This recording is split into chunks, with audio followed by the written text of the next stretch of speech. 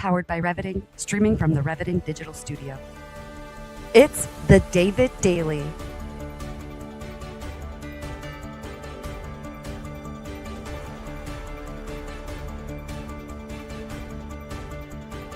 Exploring frontier technology, artificial intelligence, quantum innovation, and the intersection of faith, funding, and the future. Here's your host, David Goki.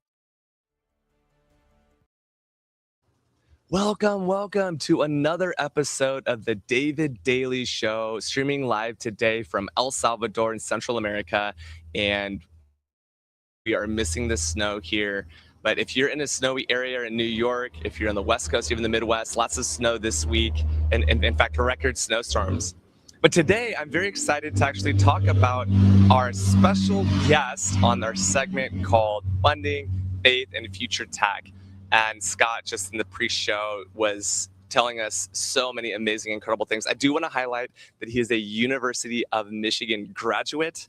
So go Big Ten schools, go Midwestern college kids who are in the city. So Scott's in New York City up at 56th and Park. He's managing a fund for nonprofits. We're going to get into it. It's going to be really fantastic. And then we have a special segment. Make sure you stick behind for the end, Beyond the Bag, where we pick something out of our travel bag and show you exactly what we travel with technology-wise. So without further ado, I'd like to invite Scott to the stage.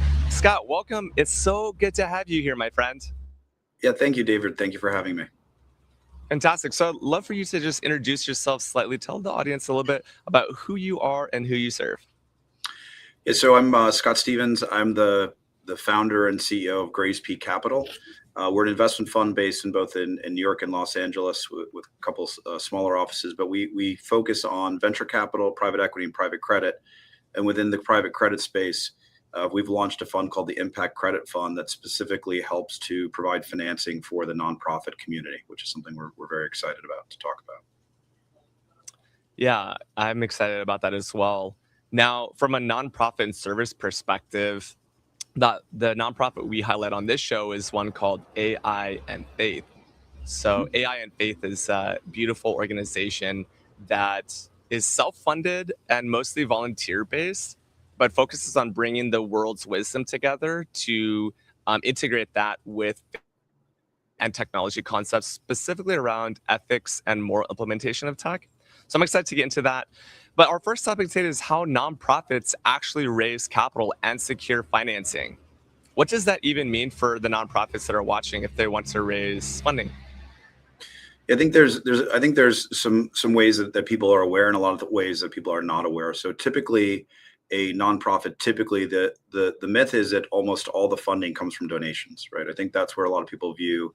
If you look at some of the larger nonprofits, whether it's Salvation Army or United Way or some of these, typically people view that they're going to raise money from just donations. If you look at the nonprofit world, a lot of them are really more like small, medium businesses, not what I would typical kind of like charitable nonprofits. And so a lot of them actually raise money from either earned income. It could be also from donations. It could be from them investing in securities. They own real estate. So I think there's a lot of other ways beyond donations. But typically nonprofits will set up either a website or a portal. They will do an email campaign or a call campaign. I think that's typical of what you would see. I think with technology and AI, you're seeing that the nonprofits are using tech tools to be, smarter, to figure out who they should be in front of, the frequency they should be in front of potential donors. Then also on the communication and marketing, right? They're figuring out different channels, whether it's YouTube, whether it's LinkedIn or Instagram. I think there's a lot different ways for the nonprofits now to effectively reach out to the donation community. I think a lot of that stems into the storytelling part of it.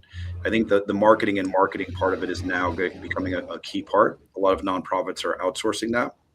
But I think that, marketing and digital marketing and how you tell a story is one of the key parts of both any organization or business. And I think that's changing a lot with technology. Yeah, I'm glad that you brought that up, especially storytelling, this idea that, hey, we all have our own personal story, right? But we also have the stories that bring us together and where we live and work and play. And as we bring humans together, organizations are nothing but, right, a gathering of humans together. And so that personal storytelling is really important. I'm glad you brought that up. So as a nonprofit is going through their funding journey, at what point does it make sense for them to, collaborate with you and your organization? Yeah, I think in general, one of the things why we started this fund was there's enormous need and demand for it. So within the nonprofit community, almost 10% of the jobs in the U.S. are related to nonprofits, and almost 15% of U.S. GDP. So I think the nonprofit community is much bigger than people realize. I think there's a lot of different parts. One of the reasons we got into it is we were doing a lot with both federal and state municipal organizations, and we sat down with a lot of mayors and governors and said, what's one of the key pain points that you see? And one of the key pain points was in the communities that they just did not have access to capital, and that was capital from either banks or different types of credit unions. And they said, this is a real problem. This is kind of the lifeblood of how we think about after school training, how we think about after school sports, food kits, meal kits, all these things that were really, really important to the community. And they just mentioned that the banks with consolidation were having a very difficult time figuring out how to underwrite the nonprofits and how to lend to them.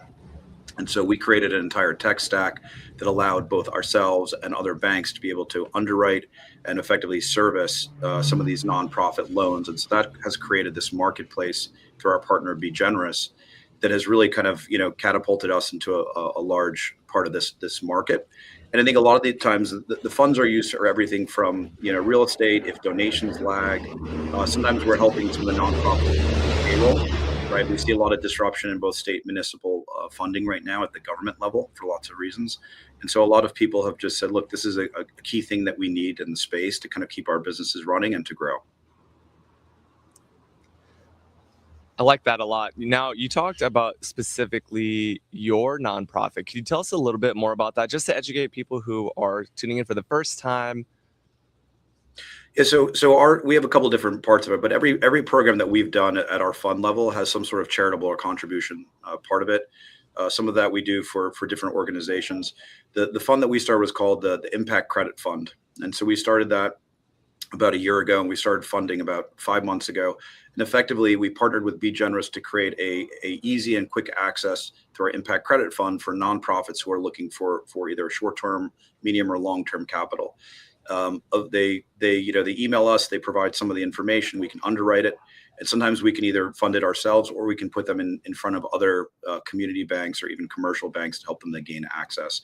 And some of that is an educational process. There's an educational process on the nonprofit of just explaining to them how they should think about underwriting and how they should think about credit. Also explaining to them how they should think about commercial banks.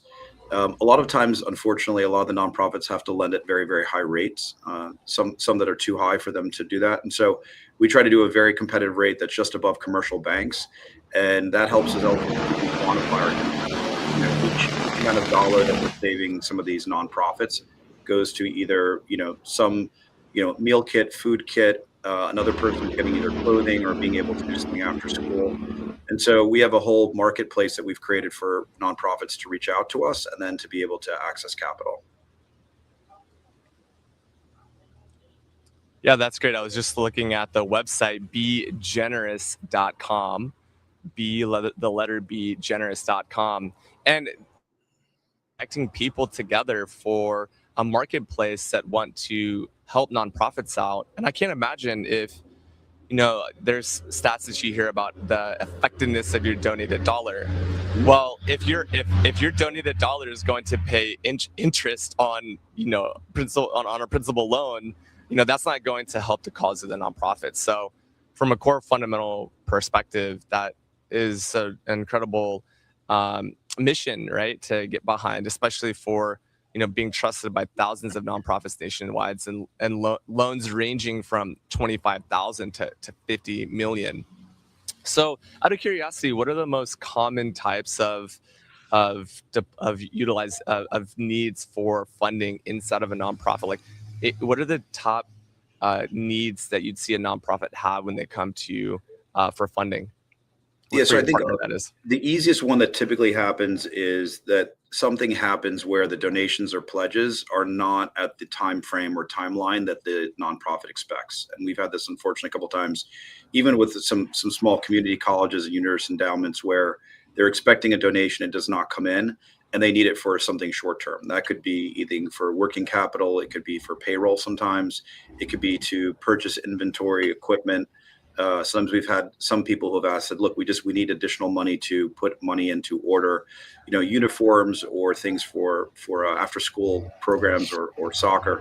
And so a lot of times it's very short term. On the other part, which is very good, is that the faster they pay us back, it can be a very, very low cost loan, right? So to your point, it doesn't impact the mission of what they're trying to do. Yeah, I really like that. So especially if you want to extend your runway and there's people or material costs and that timeline in terms of that gap to when that funding will land, it's almost like it's, I won't say it. Tell us a little bit more about that intermediary time. And say someone gets a loan and that gives them, I don't know, let's just say 3 or 4 times more runway. Well, what happens if that runway ends out and they need another loan or they need to expand the impact of that loan? How does that process typically work for nonprofits? Yeah, we're a very friendly lender. So for us, we're trying to work within the confines. And the other part that comes up a lot is state and state grants. So we've had a lot of municipal, state and state grants with a lot of disruptions over the last year, where the nonprofits are just not getting the capital in the same speed at which they expected, right? So that's another need. We've seen sometimes that they want to need to either purchase a facility, expand a facility. But typically we do loans that are friendly. So that means that we can give extensions, we can be very favorable on terms. We're not trying to put them into a bad situation where some of the other lenders may not be as favorable. We've seen a lot of people take very, very short-term loans from other people who are probably not as philanthropic as we are at extremely high rates, right? We've seen people who are paying very, very high rates on payment processing, merchant cash advance loans. Typically, we're also willing to refinance those loans out, right, to lower the cost of what they need to do that.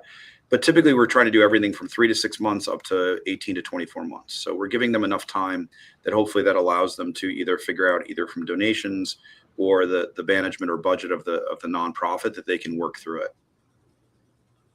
I love that. I was going to actually ask the question about refinancing, and that's incredible that you also offer that as well. So if you are a nonprofit founder, if you're a nonprofit developer, development manager, if you're a nonprofit who's looking for additional funding, or maybe you have some bad credit, some bad financing currently, you definitely need to reach out to these folks and get that taken care of, because they're friendly, fun, they're very bold about that and doing it for a good cause. So I really like to hear that.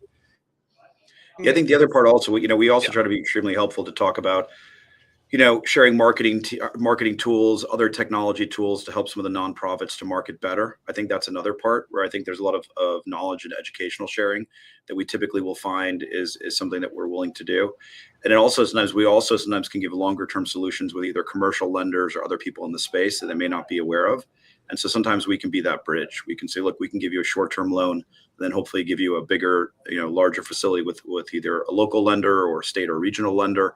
And all of that, seems to be something that is very helpful. Yeah, and you're also connecting the financing sources as well, such as banks or government municipalities. How do you make those pieces come together at the local level? So as part of our marketplace, we're already partnered with dozens of different banks. So I think in one part, we're speaking to banks and credit unions that we already have a list of those firms that are already willing to donate in nonprofit. And in some cases, we're actually the one who has created both the underwriting and the way that they're thinking about their lending to nonprofits. So, we have what we call our SMART score, which is a proprietary kind of process in which we've gone through, tens and tens of, if not hundreds of thousands of nonprofits. We've back tested data, and we've created really a scoring system to understand how to think about the financial picture and scoring of what those nonprofits look like. And then we've shared that with a lot of the banks and banking communities, and that's helped them to expand the amount of people who potentially will lend into the space. And that's something that we're pretty proud of, and we think we can expand into other areas too. That's awesome. I love that. So I'm hearing not only do you have the financing aspect, but also a real focus on marketing and technology as well, especially in an age where AI is here, quantum is coming soon, right? We have this question is like, is this AI? Obviously, a lot of things are moving there. But before we go into the technology side, I just wanted to double down on that nonprofit area of at what point, or maybe help me better understand what specifically are qualifications of a nonprofit that would qualify them to be someone that you want to work with?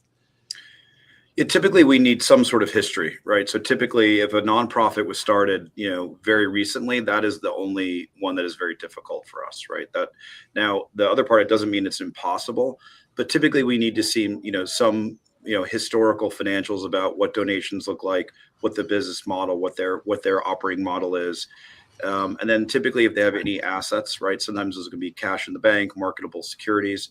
In some cases, a lot of nonprofits actually own real estate. And so we just need a somewhat of a financial picture with some historical knowledge. And then a lot of times we actually get a lot of donations from people who in our network, right? We actually have a lot of people who are investors in our fund and into Be Generous who actually own or manage nonprofits, right? And so a lot of times we've seen actually people within those, they are the donor, they've done personal guarantees or some pledge, and that's really helped to kind of give us more security that this is a nonprofit that can withstand kind of borrowing money, right? Because there is an obligation to pay that money back. But I think it can be any type of nonprofit. It really doesn't matter what is. We look at all different types, all different states. And then typically we've looked at, anything that we think we can understand. And a lot of times we can sometimes also link new donors to those nonprofits, which could be quite helpful. Yeah, that's incredible. I like to hear that when you have wealthy individuals or business organizations or groups of people who are pouring into these nonprofits, they also either whether a personal guarantee or they have connections to, they're able to donate their own assets, which then you can start bringing in an asset that doesn't apply to the nonprofit, but they want to fund the nonprofit. How does that typically work if someone is bringing maybe some things that they want to either liquidate or refinance with you? Yeah, so typically refinance is pretty common because the cost of debt that we see can be extremely high. We've seen some nonprofits who are borrowing at unfortunately 25 to 40%, right? Which is just a huge drag on what they can do. Our loans are typically 11 to 13% and sometimes 9 to 11, right? So we sit right where a commercial bank is in some sense. And so we can quantify immediately, how many more, whether that's going to be helping people or number of students or people that we impact immediately, right? So that's obviously a really nice thing. The second part that relates to that, which is for us, is we actually donate a portion of the profits of the fund back into the nonprofit community, right? So we've had a lot of people who are looking at this at what I would call the pension and state level of saying this is where we can have social impact, but also with return of capital. I think some of the things that's happened over the last couple of years, people want to have impact, but they also want to see if there's an ability to make a return on that capital. And I think we're providing that, which is a very interesting part in the space. And then the dollars that are going into our fund, a portion of that is actually going back into nonprofits. So if there are nonprofits that we lend to, we've had times where we've said, look, we really like what your purpose and mission is, and we will start to become a donor to your nonprofit going forward. Yeah, that's incredible. I like that aspect too. The fact that if someone is at that stage where they need funding and they're in a really bad deal for whatever reason, maybe it's education, as you mentioned, or just circumstances were strenuous, they had no other options, you guys are able to actually come in and help the nonprofits in that way.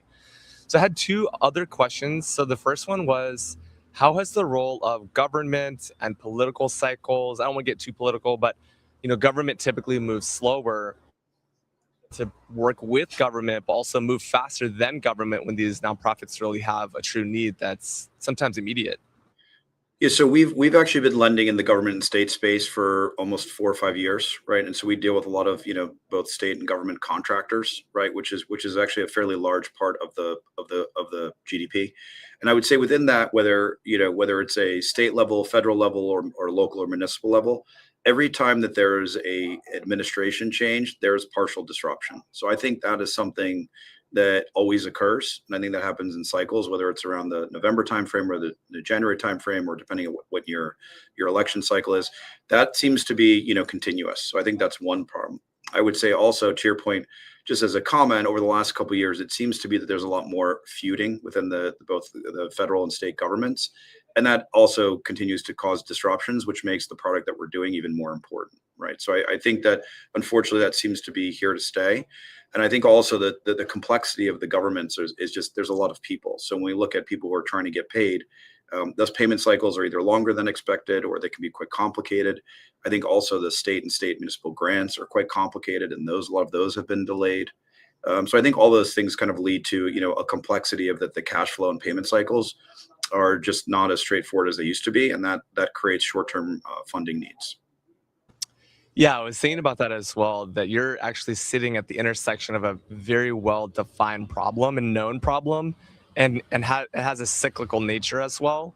And talking about cycles, maybe a little bit more macro level from an economics point of view, especially in maybe more the traditional corporate or startup funding, the landscape has changed a lot in 26 rather than say 20 to 21, 22 era.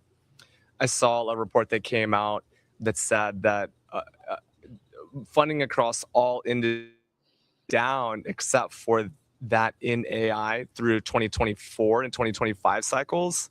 Obviously, funding was very frothy in 2021, 22. So how has that affected your role in the funding marketplace, given that the dynamics have even changed since then? Yeah, I would say in general, a lot of that funding is related to venture and venture capital, right? Venture and venture capital is, a key part of how people start businesses, how they come up with ideas. It's created a lot of technological innovation. And I would say over the last couple of years, I think there was a lot of maybe overfunding in some areas. I think a lot of those companies either raised too much capital, they were not necessarily as prudent as they should have how they invest that capital. So I think all of that has kind of led to slower funding cycles. I think that affects a lot of people. I think also with nonprofits and some other areas, it just seems to be that is an area where people have changed the way that they allocate to those sectors, right? And I don't think it's necessarily going down, but I think it's been reallocated. I also think that there's just so many now that it gets harder for people to pick as to what they're going to donate or not donate to. So I think there's some people who have been very good at the digital marketing, typically the larger nonprofits, and that has taken money from the smaller to medium nonprofits where they just don't have either the digital marketing capability, they don't have the capital to invest to do that. So all of those create other problems in the nonprofit community.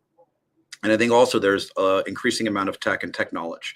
It's very hard for a nonprofit to have a very, seasoned digital marketing firm.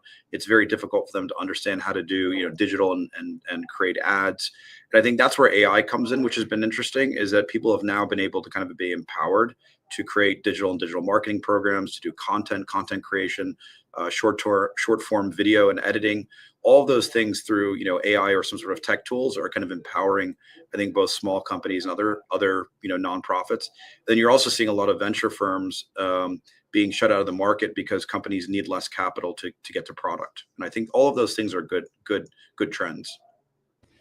Yeah, while there's so much there, what I like is how the advance of future technology has kind of enabled and leveled the playing field. So for nonprofits who may be resource constrained, their resources can go further, and their message, their mission-minded message, can go further because of the advance of technology. And right, with the commoditization of that marketing, it can actually become much more affordable for a nonprofit to do that at scale without having to spend a ton of money, so they can also be faithful to that funding commitment to the financiers.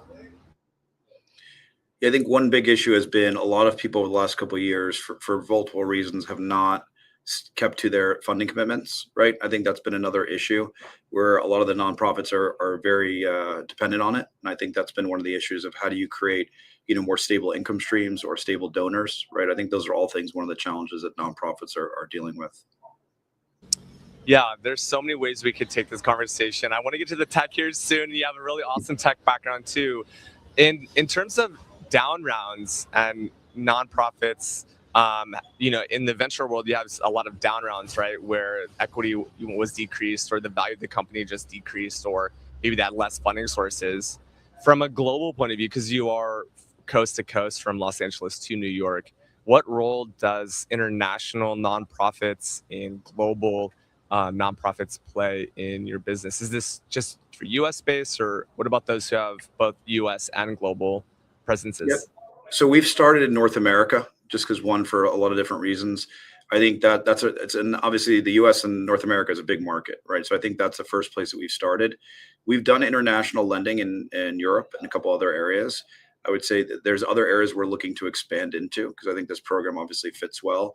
I think the only challenge is when you're trying to underwrite or understand a company or a nonprofit, you do need to have local presence. You obviously start to have language and legal issues that create some complexity.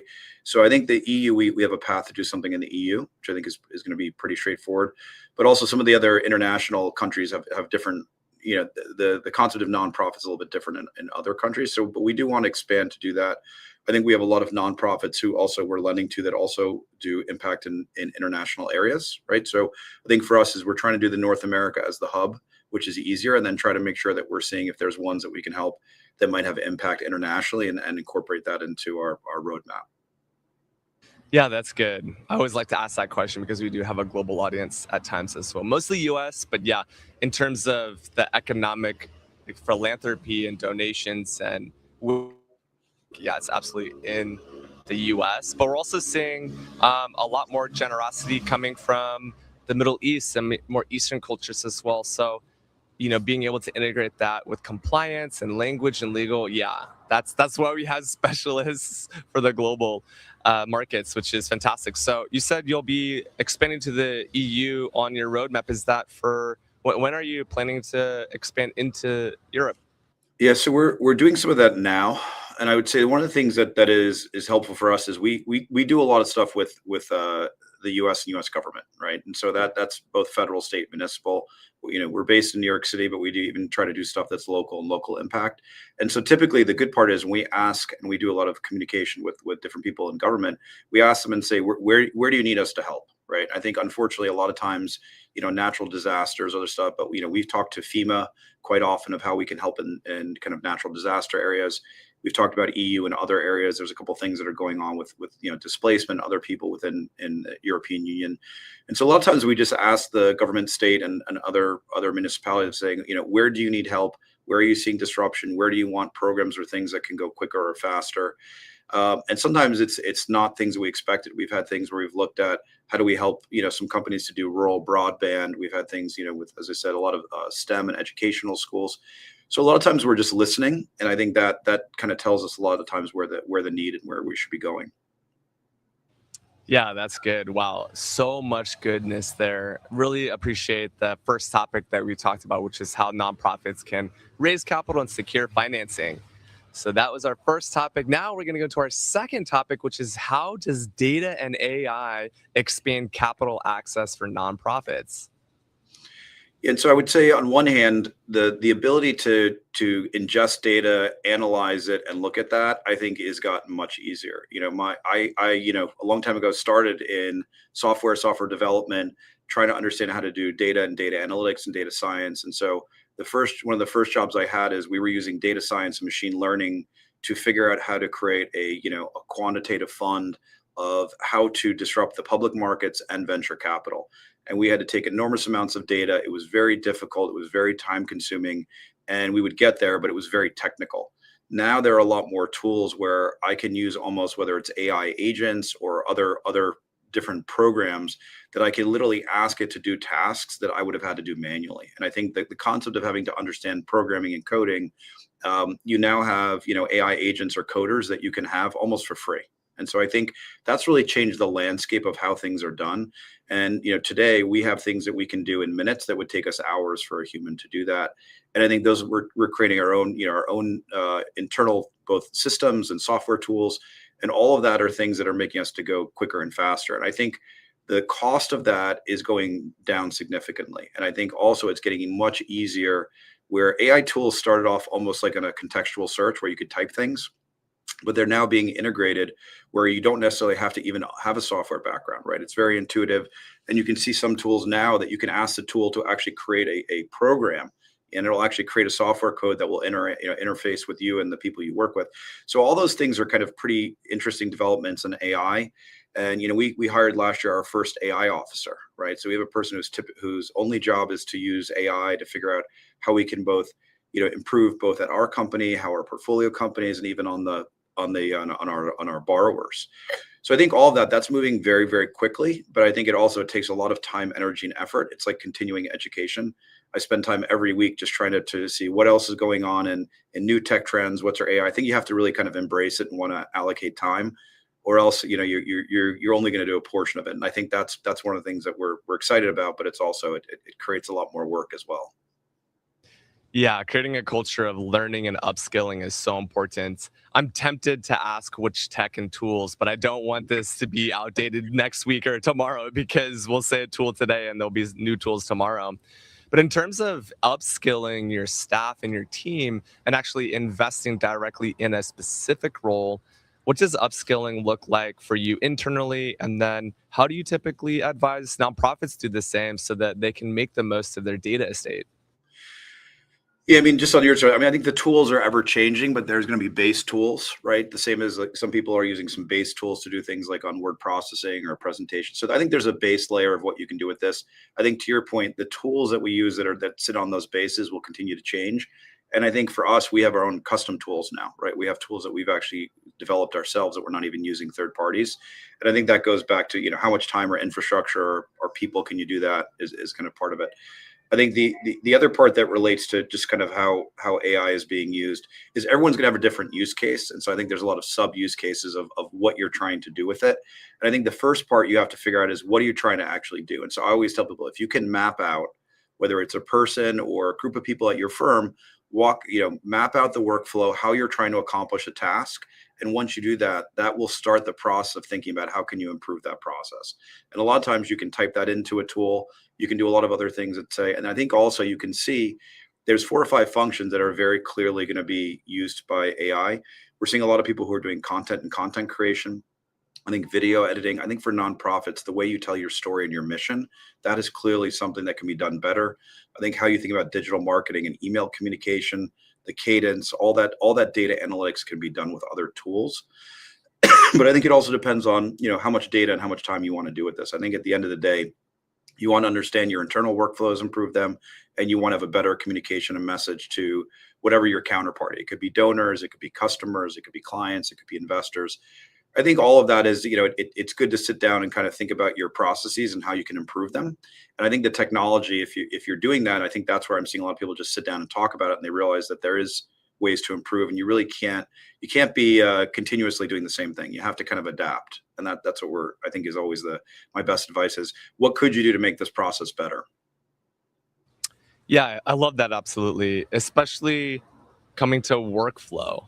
AI is almost like a marketing term, right? Artificial intelligence. Like, what is artificial intelligence even, and what is the expansion of technology? But yeah, this idea of implementing automation, being efficient, and also adopting new technology, having a cultural leadership that actually cares about tech adoption. I mean, that's very important, because obviously without that executive sponsorship, it's difficult to implement it down at the at the ground floor. But in terms of how data and AI are expanding capital access, maybe just getting to the focus of, okay, so you have nonprofit. How can a nonprofit utilize new technology tools to get better access to capital? Yeah, so one of the things we did is we actually went and looked and we mapped out every nonprofit that we could, right? So I think that was the first part. The other part, which is interesting about nonprofits, a lot of their financials are publicly disclosed, right? So we were able to then take all those financials and put them into a database to figure out and say, what are the key metrics as why nonprofits either survive, grow, and thrive, or don't make it. And so I think on one hand, there's a lot of data and data analytics layers. I think within that, you really have to understand kind of asking the right questions, what you're prompting it. I think you have to think about the user interface and the key metrics. And I think a lot of people have to understand is what are the key metrics you're trying to figure out. And I think going through that data, sometimes you can figure that out. Sometimes it's not obvious. But that's where data science and other tools can be helpful. They will tell you things that you cannot see by just looking at data. There are certain things you're starting to see AI and massive data sets do things for cancer and cancer research. But when the data set gets too big, that's where data and AI can be really helpful to use, a third party or some automation. And I think it's also as making sure that you can present that data in a usable form, right? So I always tell people, make sure that it at least looks good, use charts, use visualizations. People are visual in nature. So I always tell people, take that data and put it into something that's visualized, right? I think there's a lot of infographics, as I call them, that can be quite helpful. You take the data, it tells a story, right? And a picture sometimes with data is better than a verbal discussion sometimes for people, how fast they can do that. And I think that's a continuous journey. I think there's more and more data that's being, pushed out. And so it's also a challenge of sifting through that data to make what's relevant and not relevant. And I think that gets hard. I think that's a part where it's depending. There are some data sets that are too big, right? But I think you have different things like, Amazon Web Services and Google and other people who are doing things, even Microsoft, that are allowing you to ingest a lot of data for low cost. And so I think that's another key part of just understanding is if you have a lot of data, what are you going to do with it? Where do you put it? And then how do you start to get conclusions from it? And that's challenging. But then I think also that's about a kind of, can you get outsourced people or teams? And I think for nonprofits, I think that for them, the data is really how to connect that to marketing, right? I think that's the key connection point. And sometimes you don't have to go through all your data. You might just go through data from one customer or a large donor. You might try to figure out when's the right time. How much should I be asking, not asking? What's the right cadence to do it? So I think, everyone has a journey that they can start and then hopefully improve upon. Yeah. The thought that came to my mind was, what role can AI help a nonprofit understand their customer journey better?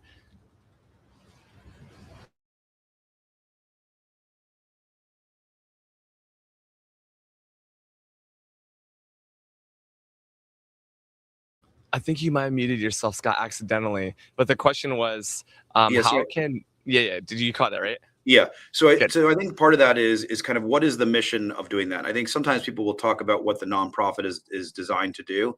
And sometimes with AI, there are certain words or word choices. There's other ways to kind of show that mission or purpose that help to kind of do that. I think the other part, as we've seen, is it's helped a lot of the nonprofits to use AI to create case studies, or I would almost call like a testimonial, where they can use that to go through and say, go through all the people or testimonials of what we've done, and let's try to actually better translate what we're doing at the mission to make it more personal. I think all those things are really helpful because the testimonials and what you're actually doing and the impact is really important. I think there's an emotional and a social part of that, where a lot of times the AI can go do that. It can create materials.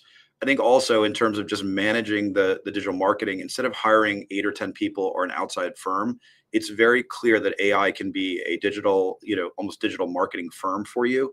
It can also help the people you have do more. It can also do your CRM as you think about who has donated, who has not donated, who should I be in front of. I mean, there's a lot of tools now that are just such low cost that might have been 4 or 5 people in the past. And I think all of that goes back to like the operational workflow is, if you had more capital, would you hire people? Could you, instead of hiring one person, hire 2 people, but use technology?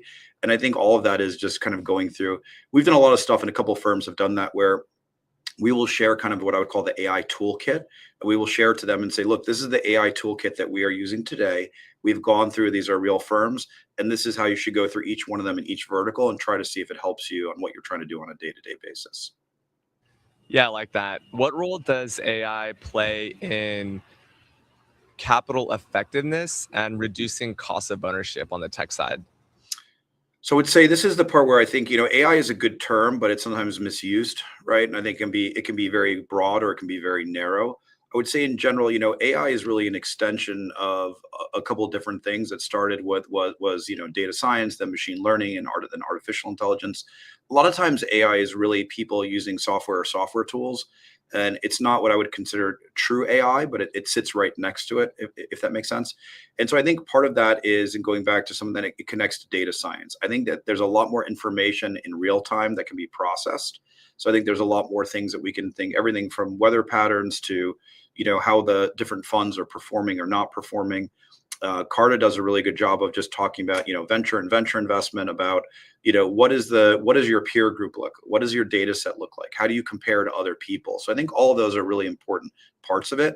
But I think the other part within the AI is a lot of it is just search, right? And how you think about getting information and data. And AI does not always give a correct answer. And so I think there's some part of error. So we spend a lot of time thinking about AI is, what is the quality of that AI search or prompt? What is it? How correct is it? How certain are we are correct? And I think we talked before about just kind of the moral and ethics part of it. You might ask AI a question that it only is asking from the information it has. So a lot of times we look at, and where is AI drawing, and what is their database of information they draw from, right? I think if it's a closed data set and you're looking at your information, you can be sure. When you go out into the ethos and you start searching things from all over the world, sometimes those are narrow data sets, and that is something that you have to be very careful as kind of where they're giving you your answers from. Yeah, that's so important. You're reminding me all of the things that Microsoft taught me, having been there for 10 years. And you're exactly right. It started as data science, really the study of the data. And then, now we have so much data. It's like we want to make sure we have high quality data. So quality in, quality out. And then, of course, to build on what you're saying, is that we do still need that human component to not only just quality check, but also make sure that we're bringing a non-biased approach and compliant, but also so that we continue to keep that human element in our technology stacks and we don't lose the human element. I think people are starting to get really AI fatigued almost. They're getting technology fatigued. There's so much AI out there. They just want the human connection. And so I like how your positioning is really more focused on nonprofits leveraging the technology for capital effective. Yeah, I mean, we use AI across our organization, and we use a lot of we actually have an internal platform that goes through across everything we do, everything that we're doing from diligence, analytics, peer composition. We're doing things from the underwriting aspect of it to writing investment memos. I mean, there's a lot of things that we're doing. Even we're trying to do market research and market research studies. We create a repository if we've had meetings to figure out note taking. Sometimes it's very interesting. I always joke around, if you're in a meeting and I take notes, I am never as good as the AI note taker. The AI note taker is quicker, faster. It's more organized. It sometimes does things that I've never seen. We have another one that we've had where there's an AI tool where it actually can figure out in the conversation of different inflection points, both in voice, facial features. So there's a lot of interesting things it can do. Sometimes it's needed, sometimes it's not needed, but I think it creates a lot of efficiency for us, which is helpful. But to your point on kind of what data set, we're always trying to make sure we understand exactly where it's coming from. And it's not always correct. I think a lot of times you have to keep training the AI tools you use. So we have a lot of things that are iterative, right, where we try to make them better over time. And sometimes that's repetition. Like it's, practice and repetition is always helpful. It's never perfect the first time you try it. Yeah, no, I totally agree. And you're exactly right in terms of like the capability of note taking. I mean, I still have a notebook. I don't want to give away what my Beyond the Bag is, but writing in my notebook, it's like, oh yeah, who forgot about how to actually write? And I was actually on a chicken bus the other day, and this local was looking at me and they're like, oh, you have very good handwriting. And I'm just thinking to myself, yeah, because I'm writing every day. But yeah, that idea of rhetoric and thinking, right? You can sometimes, it's almost like the calculator. If I have a calculator, why do I need to do math? Well, if you understand mathematical concepts, then yeah, the calculator is faster.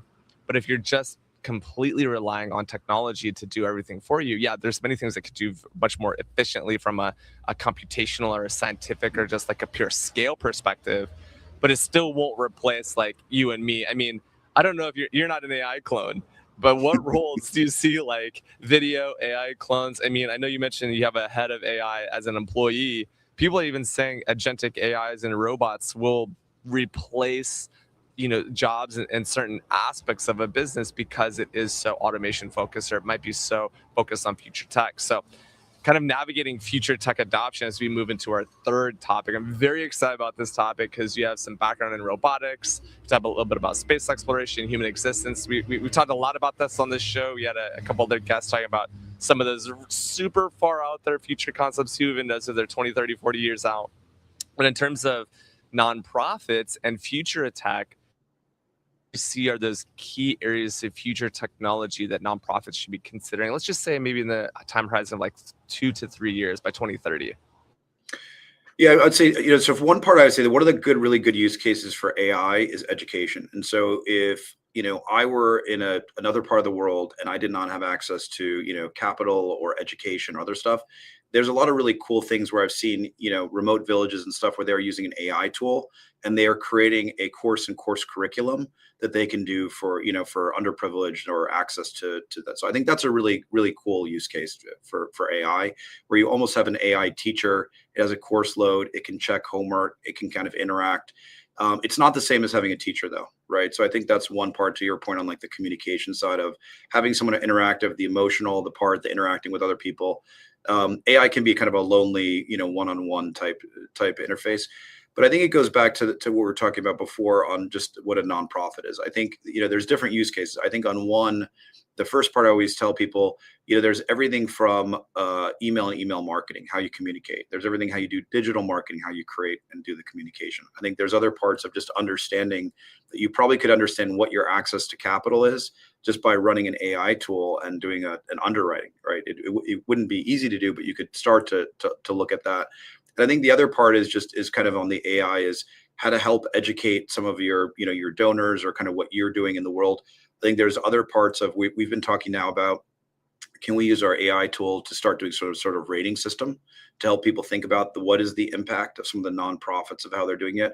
But I think every person, you have to start and start the journey to see where it goes. I would argue and say we're seeing a lot of the nonprofits use things from, instead of having to pay for lawyers, I wouldn't suggest people do all of it, but using some of the legal to start the process of asking legal questions. We've seen HR policies, we've seen hiring policies. I think there's a lot of things that can help with some of the service providers they use, which are really interesting. And I think there's a lot of part of just, time and time management, how they manage both the people internally, how they do everything that they're doing that it could be partially automated. I think is an interesting question. I think every nonprofit is run a little bit differently. We've seen people do it for, employee management, timekeeping, starting to do what I would call like a better version of payroll. I mean, there's so many things that you can do, right? And I think typically the question is, if you're paying a service provider and you're paying money, is there a way for AI to help you to do that? I think that's an interesting question to start with, and then start to go through the different uses cases at a nonprofit. Yeah, I love that so much. It's like, okay, so because we have nonprofits that have their public statements, now we have access to that data. We can look at the capital efficiency and inefficiencies, and then we can also technology adoption playing in that specifically. And then in terms of time management or deployment of internal communications, marketing resources, that sort of a thing. But also to your point about, how are they actually integrating that into building their own apps with vibe coding?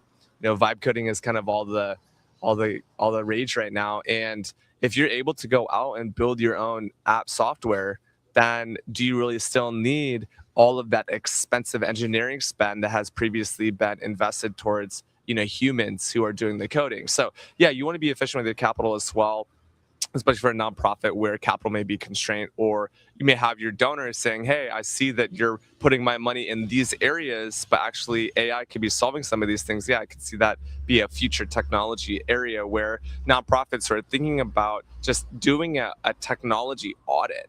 Like, just look at your technology stack and identify maybe 1, 2, or maybe that you could actually get into the boat, right? If you're not even sailing in the ocean of technology, well, get in the ocean.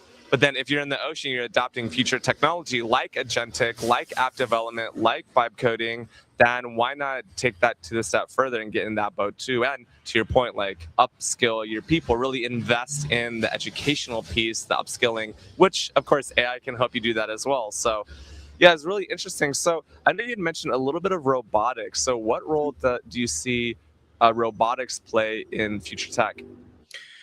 Yeah, so we're an investor in a lot of robotics and automation companies, and typically that has to do with, if you imagine anything like storage retrieval, warehouse automation. So we do a lot of that with the companies. A lot of our customers are, universities, museums, public safety, sheriff's department, even libraries and museums. And so on the robotics side, I think a lot of people really they a lot of times are looking at things like humanoid. So they're looking at a robot on legs. I would say typically when we're doing stuff, we always have robots that are either on wheels or some sort of like rack, right? So we typically are not doing the humanoid stuff, but within that, we've seen a lot of things where there's safety and compliance issues. Things where people, they don't know where the parts of retrieval are. We've had people going up really, really high ladders on racks, and then they're carrying heavy boxes and falling. So there's a lot of safety and compliance, I think, that is happening. And I think if you imagine trying to move something through a warehouse, right, and you have hundreds and hundreds of employees is a good thing. But at some point, we've had robots where we've said, look, no one really wants to work the night shift. What if we could use the robots to do a night shift and then put less strain on some of the employees so they're not there all different times of night? What if we could reconfigure the warehouse so at night it's ready to start the next morning? I think there's a lot of use cases. We've things like aerospace defense. We've seen a couple of areas. We've seen auto repair, auto maintenance.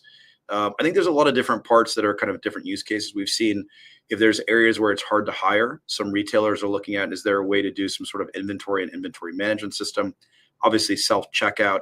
I think robotics is different for different people, but it's clearly going in that area, right, in some different ways. I think the humanoid one is going to take longer. So to have kind of a robotic personal assistant will probably come at some point, but I think that's longer into the future. I think most of the robotics and automation journey will be things related to manufacturing, service, inventory, how you store and retrieve certain items. I think a lot of that will be done. But I've seen robotic coffee makers at the airport. I think they're great, right? You get that. It's a lower cost of product. I've seen automated pizza makers. I mean, there's a lot of different ones that I think here and now that I've seen that actually work pretty well. And I'm looking, on one hand, I hope that robotics lowers the cost of goods and services, right? It would be great, especially since I'm in New York, to not have to pay $3 or $4 for a slice of pizza. That would be great if it was $1 or $2 like it used to be. And I can see some of the coffee machines, they're actually lower cost, which is good. We don't want to have kind of the really, really high cost items for people. Yeah, there's so much there. I like the idea that automation and robotics and future tech is an absolute consideration. Like I would say categorically, not the humanoid bot necessarily, but yeah, if you're definitely in logistics, shipping, warehouse management, inventory, any type of that physical good, anything that's where a robot could. The robots work for us, right? This is not an iRobot situation, right? We're not having Will Smith in here, where the robots take over. It's not an I Am Legend, like the end of the world. But yeah, when you think about governmental municipalities, you're talking about public health and safety, you're talking about hospitals and police and fire departments and nurses and that sort of a thing. Yeah, if you have this kind of assistant-like scenarios, then yeah, at least saying, yeah, this is important to us when we invest nonprofit. Yeah, if we need the funds to be able to go deploy these workloads or these investments in future tech, that's really important. So which nonprofits or what role do you see nonprofits playing in space and space exploration? I would say for right now, very little, because space is a very, very expensive endeavor. So I think in one hand, I don't think that nonprofits really have the ability space is such a complicated question between, not just the robotics, the fuel and how you're making both, robotic and fuel propellant and other part. Unfortunately, it is, mostly been subsidized by governments, right? So I think that was the first part. I think SpaceX is really the first company who has privatized some of that. And then obviously you've had, Blue Origin and some other ones, but all of that has taken billions and billions of dollars to even get started. And so I think that's a hard thing to get there. From a nonprofit, because it's just so capital intensive, which is not typically a great place for nonprofits. But I do think there's a lot of government and government capital that will go and continue to go into that. There's some really interesting things that, obviously Elon Musk talks about could you do both energy and energy capture in space? I think a lot of people, the thing that I see most people getting touched by space is Starlink, right? Being able to have access to, high-speed broadband around the world. I think that's a really interesting part. I think communication, through space, I think that's the area that we'll see maybe that some nonprofits can lower their cost of access to, high-speed broadband and help other people. So I think that's where I see it for today. But I think the other part is going to be, pretty far in the future. Yeah, I was just thinking about so many things. I was thinking about, I saw an advertisement for an AI dog the other day, and it's like, yeah, maybe I would want to have like a realistic, and the dog just looks so realistic in terms of the way that it moved around. It was only $30, so the cost definitely is coming way down on some of these little things. I think you could like pet and say things you would like, kind of like I don't know if you remember this. The Gia pets or the nano pets are like these the Tamagotchis that are kind of coming back. All the kids are like, how do I keep my little, not the Furby, but how do I keep my little pet alive? But yeah, in terms of the realisticness of nonprofits investing in future tech, yeah, being capital intensive, some of those things will not make sense for nonprofit. But to your point, being underwritten by governmental will be interesting. Like, can we harness space energy, and what role does quantum even play into that? I know we like to talk about quantum topics on here. What are your thoughts on quantum? Quantum is quite broad. What do you see the intersection of quantum and nonprofits? Yeah, so I think quantum, is a very, very interesting but very complicated technology, and I think it's very clear that that is the future of kind of what you can do with both compute and computing. So I think there's part of that. I think it goes into data processing, goes into a whole bunch of other research and other academic areas.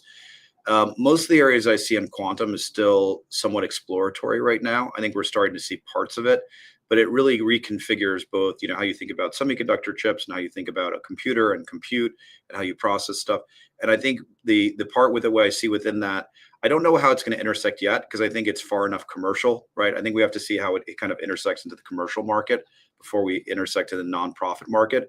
But it's a fascinating topic. It is clearly there. I think there's some physics and other parts of it that have to keep doing that. But that is one of the parts that the government is clearly focused on about how do we get to the next generation of computational processing. And it's be interesting to watch. But for nonprofits, I hope all these new tech help them to make them be able to do more social impact. I love it. So the other aspect there is sustainability, energy management, and nuclear. In terms of future tech, we see nuclear often being, especially a small factor nuclear, being able to sit aside or next to the classical hardware in the data center. So, what role, if any, does nuclear play into future tech? Yeah, I think the part with that is there's a lot of different ways to get energy, and I think some of them are, less or more environmentally friendly. Nuclear is actually very environmental friendly. If you look at what's going on in Asia, that's a key area of investment. And I think there's obviously a lot more energy and energy need for the grid, not just from AI, but because of people and population growth. And so there's nuclear, which people kind of view as like, large nuclear reactors. I think with the small modular reactors, which are kind of the next gen of that, are smaller, extremely safe as far as I can tell. And that's going to be something that will help, I think, to help drive innovation. And I think, for everyone, lower electricity is a key component of increased productivity, increased GDP. So I think all of that, the small modular nuclear, I think there's going to be another part of nuclear that will kind of help to create more energy for a lot of good uses. And I think that's something that we're watching. We're seeing a lot of different applications for data center that are coming out of it. And I think also to take less strain on the grid, make sure people have power for, both summer and winter and heating and things like that. So I think that's an area that's going to be one to watch that has a lot more to do, but also in the near term.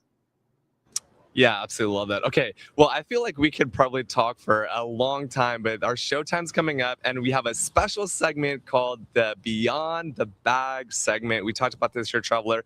What is in your bag? We're curious. I've got a lot of things. I mean, most of them I would say that, but most of my main thing is my charging. But the other part is this is besides I'm charging, my actual like iPhone or iPad. This is basically my Anchor Mega Charger that I can charge 6 or 8 different charges across my different components. And I would say this has not just been helpful for me, but I've seen a lot of other travelers who they've run out of, whether it's their smartphone or their iPad or et cetera, that you can link into this and save that. And I've actually used it almost to help other people as well, not just myself, but not having to constantly plugged into at the airport or somewhere else or not having any electrical outlet is always nice to have something that can do 8 or 10 charges. And then I don't have to worry about it is key in my bag. I love that. Actually, it reminds me, I have my own here. This actually is a Central American charger made in China, but I got it in Central America. And actually, it's nice because it's got all of the chargers. So if you have Lightning or USB-C or Type-C or even mini USB. And then I was actually running a little bit out of charge. So someone else brought their charger to charge my charger that was charging someone else. It was just a meta experience. It was so fun. But my Beyond the Bag item today is a highlighter. And I am traveling very light on this trip, just one small little Toomey bag. And the highlighter actually helps me reflect and look back at things that I've written this past year. This is a journal that I write in every day, and the highlighter helps me see what's important. All right, so as we come to a close, Scott, this is incredible. It's good connecting with a fellow Midwesterner. City for a long time. I'm a baby New Yorker. I don't claim to be from New York, but I do enjoy being in the city. I'm glad that I'm not in the city right now. I'm 85 degrees right now, where it's -9, I think, and 12 inches of snow. But I want to just give you a chance to give people an opportunity to stay connected with you, and also, where can people find you? Yeah, typically the easiest place I tell people is, I post a fair amount on LinkedIn. So I think that's under Scott Stevens at Grays Peak Capital. That's a place where I'm typically an easy place to reach me. And the other part is, if you do info@gracepeakcapital.com, that's another place where it's easy, whether it's you have ideas, questions, comments, you want to know, if you want to understand what we're doing in nonprofit, or if you have a nonprofit that makes sense, please email. That email does go to me, so I do see it. That's probably the easiest way. And I'm always interested to watch other people on their social media and see what they're posting. So I'm an avid ingester. And then Be Generous, who is our nonprofit marketplace. That is another key part of our partnership of how we're helping to kind of build the nonprofit and lending community. So that is the other firm that we work with that's really important. And then, our Impact Credit Fund, that's something we continue to do more and more with. And so that's something that, if you have questions about that, we have a little blurb on our website. We have a lot more information, but there's a lot of information you can see. Awesome. You can see I'm just glowing of this episode of the David Daly Show, with a special segment on funding, faith, future tech with you, Scott. It's been a pleasure. We'll see you folks next time. Have a great day.